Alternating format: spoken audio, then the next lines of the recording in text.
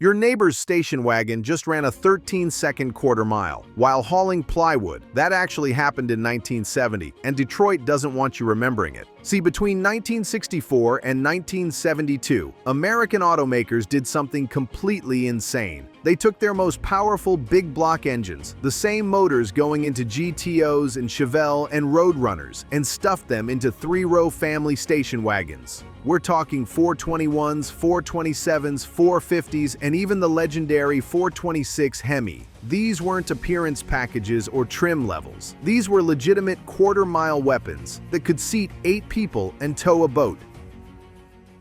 The whole thing started because of a loophole nobody saw coming. In 1964, insurance companies were just beginning to wake up to the muscle car threat. They started charging young guys extra for anything with a big engine and a two-door body. But station wagons, family haulers, those were safe, responsible vehicles driven by accountants and teachers. Insurance rates stayed low. Some engineer at Pontiac figured this out first. Why not build a Catalina wagon with the same 421 tri-power engine going into the Grand Prix? Same motor, same transmission, same rear axle. But because it had fake wood paneling and a third-row seat, insurance companies classified it as a family vehicle. Your dad could buy a car running mid-14-second quarter miles for the same insurance cost as a Bel Air 6-cylinder. Pontiac built the 1964 Catalina Safari wagon with 3 different big block options. The base 389 was already overkill for hauling groceries, but you could option up to the 421 with tri-power carburetors. That's 3 two-barrel carbs sitting on top of a 7.6-liter V8, making 376 horsepower, in a station wagon. Motor Trend tested one in June 1964 and hit 60 miles per hour in 7.2 seconds. That was faster than most sports cars of the era. The best part? Nobody noticed. While cops were pulling over every Impala SS and GTO they could find, Dad was cruising past in his Vista Cruiser doing exactly the same speeds. No tickets, no harassment, no problems.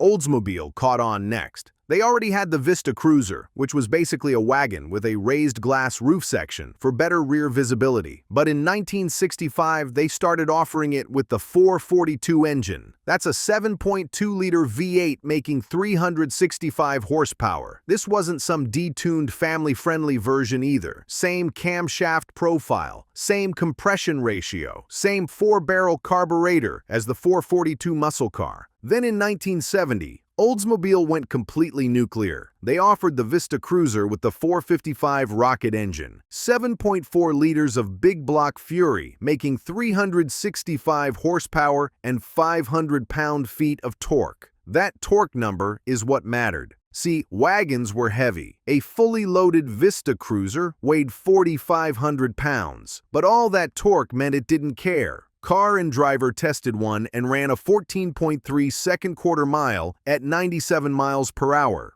That's faster than most small block Camaros. Here's the thing nobody talks about. These wagons had better weight distribution than their two-door cousins. All that length behind the rear axle actually helped traction. While GTOs were spinning tires through first and second gear, wagons were hooking up and moving. Drag racers figured this out fast. You could buy a stripped-down Chevy Brookwood wagon, yank out all the middle seats, and you had a perfectly legal quarter-mile car that looked like a plumber's work vehicle. Chevrolet was the last to fully commit, but when they did, they brought the big guns.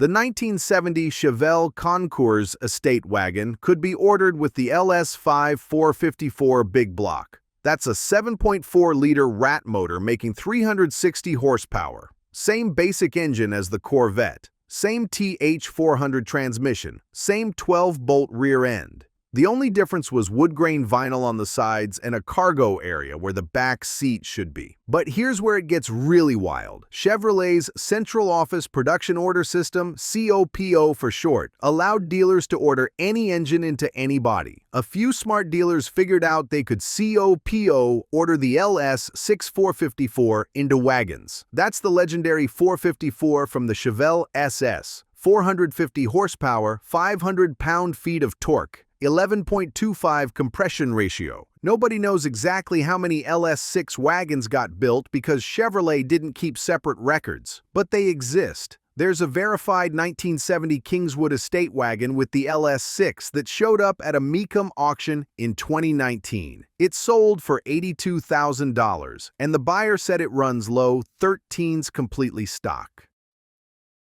Ford played the game differently. Instead of stuffing big blocks into every wagon, they focused on one specific model, the Country Squire, which was their full-size luxury wagon. In 1968, you could order it with the 428 Cobra jet engine, same motor going into Mustangs and Torinos, making 345 horsepower.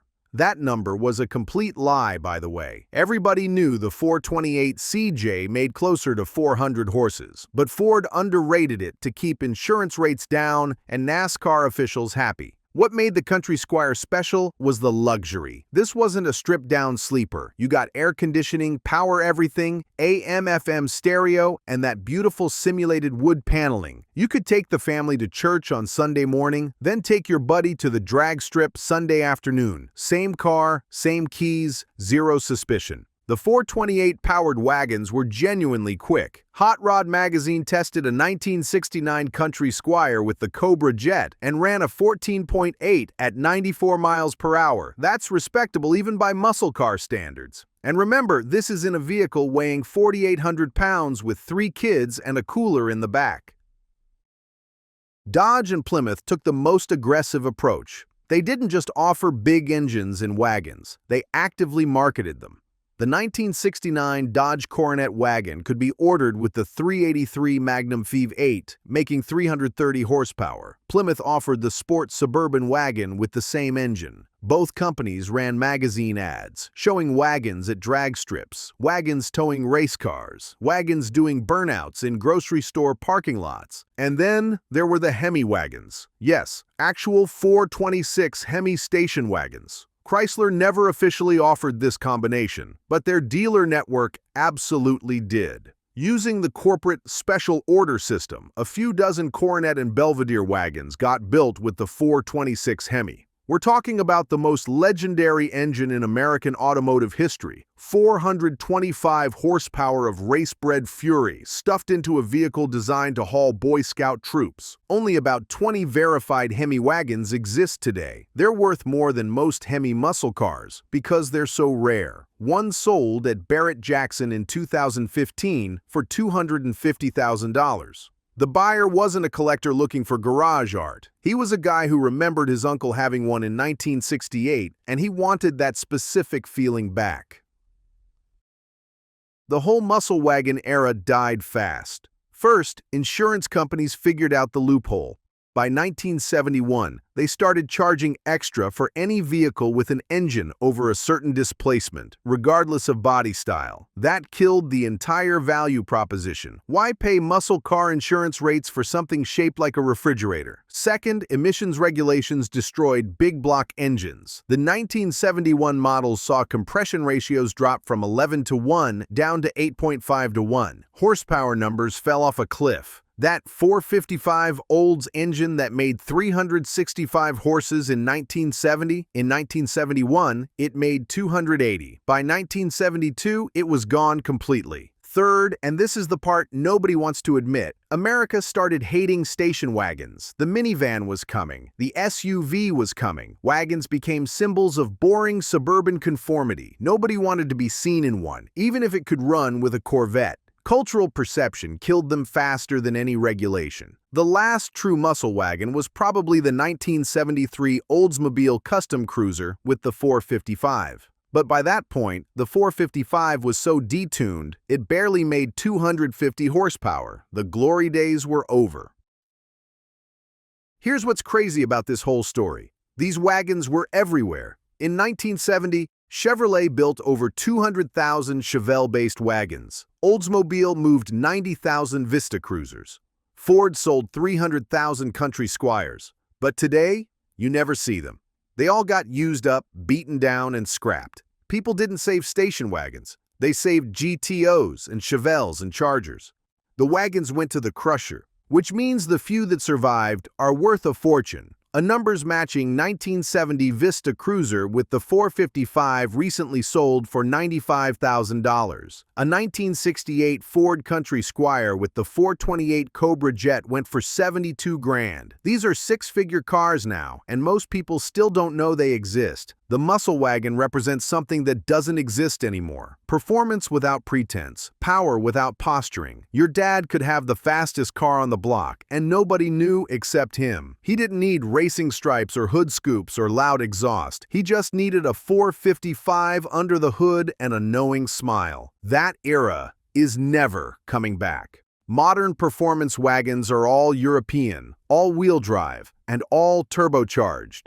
They're fast, sure, but they're not a 421 Tri-Power Vista Cruiser, showing up to the drag strip with kids' car seats still in the back. That was American performance at its most ridiculous, most practical, and most forgotten. If you've got muscle wagon stories, your dad's sleeper, your uncle's Hemi hauler, drop them in the comments. These cars deserve to be remembered.